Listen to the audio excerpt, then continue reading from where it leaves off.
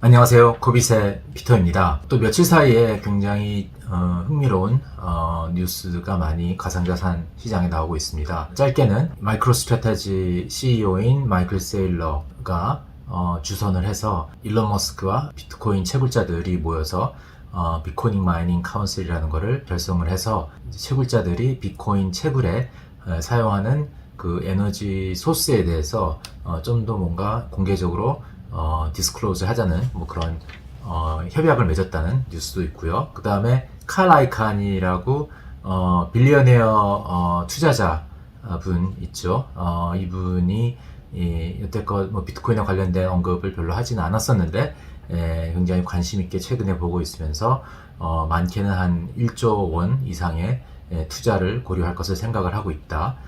뭐 이 투자라는 건 꼭 비트코인 산다는 게 아니고 이 가상자산 업계에 꼭 뭐 가상자산 비트코인 자체에 투자를 한다기보다는 이 업계에 뭔가 비즈니스를 꾸려가기 위해서 한 1조 원 이상을 투자할 생각을 갖고 있다라는 그런 발언을 했고요. 그 다음에 뭐 게리 겐슬러가 또 이제 청문회에 나와서 이제 업계 규제의 필요성에 대해서 좀 언급을 했다. 뭐 이런 뉴스도 있습니다. 근데 오늘 제가 이제 깊게 들어가서 좀 말씀드리고 싶은 거는 이제 지난주부터 이제 시장이 어느 정도 굉장히 영향을 끼치고 있는 이제 중국 채굴자에 관한 말씀을 좀 드리고자 합니다. 이 중국 채굴자들이 굉장히 많이 시장에서 물량을 팔아서 조종을 받는데 이제 주된 원인이었는데 실제로 이 류허 부총리가 발언한 게 어떤 식으로 정책으로 실제로 실행이 될지는 제가 좀 지켜봐야 되는 상황인데, 이게 왜 그러냐면은 이제 중국의 그 정책을 만드는 과정이라는 게 이렇게 투명하지가 않기 때문에 실제로 이게 어떤 방식으로 실행이 될지는 현장에서 집행하는 사람들에 의해서 결정나는 경우가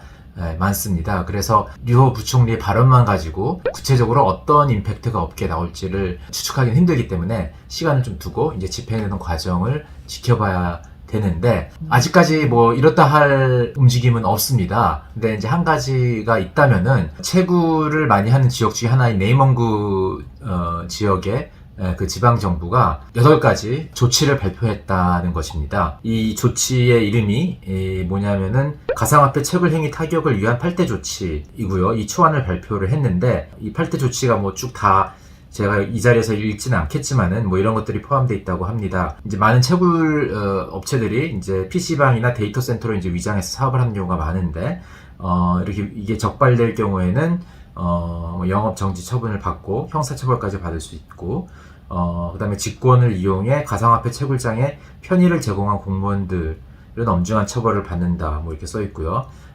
그 다음에 법안을 어기는 사람들은 블랙리스트에 올려서 그렇게 되면 이제 항공권, 열차 탑승의 구매, 호텔 예약 등 제한을 받는다. 뭐 이러한 이야기들이 써 있다고 합니다. 어쨌든 이 집행하는 어떤 그 조치로서는 지금 처음으로 나온 거라서 뭐 좀 의미가 있지 않냐고 생각은 되는 반면에, 또 한편으로는 이 네이멍구 지역은 이런 이번에 류호 부총리 발언이 있기 전부터 이 비트코인 채굴자들에 대한 어떤 좀 관리나 규제를 몇 달 전부터 하고 있었기 때문에 이게 뭐 반드시 꼭 이 류호 부총리의 발언에 의한 조치인지는 잘 모르겠어요. 근데 어쨌든 뭐 이런 발표가 나오고 있다는 거는 사실이니까 여러분들께 공유를 드립니다. 그리고 이제 중요한 것은 이것이 다른 지역으로 퍼질 거냐 아닐까 할 것 같은데, 일단 이제 네이멍구 지역은 그 화석연료를 사용하기 때문에 탄소 배출 면에서 분명히 규제할 필요성을 뭐 중앙정부도 그렇고 지방정부도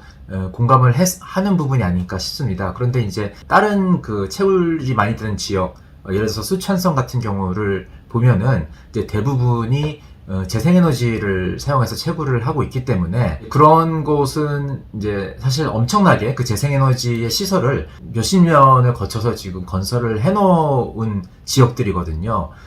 그런데 이제 그런 지역에서 발생하는 전기를 큰 도시에서 떨어져 있는 곳이다 보니까 수요가 모자르고 그래서 이제 전기값이 싼 것이고 그렇기 때문에 이런 시설을 유지하기 위해서는 계속적으로 지방정부의 어떤 재정이 소모가 돼야 되는데 이제 그런 부담을 덜어주는 것이 비트코인 채굴업자인 거죠. 그러니까 지방정부 입장에서 봤을 때는 스촨 지역에 있는 채굴자 같은 경우는 굳이 규제를 하고 못하게 하고 금지시키고 이러할 인센티브가 별로 크지가 않은 겁니다. 오히려 장려를 하고 싶은 그런 상황일 것 같아요.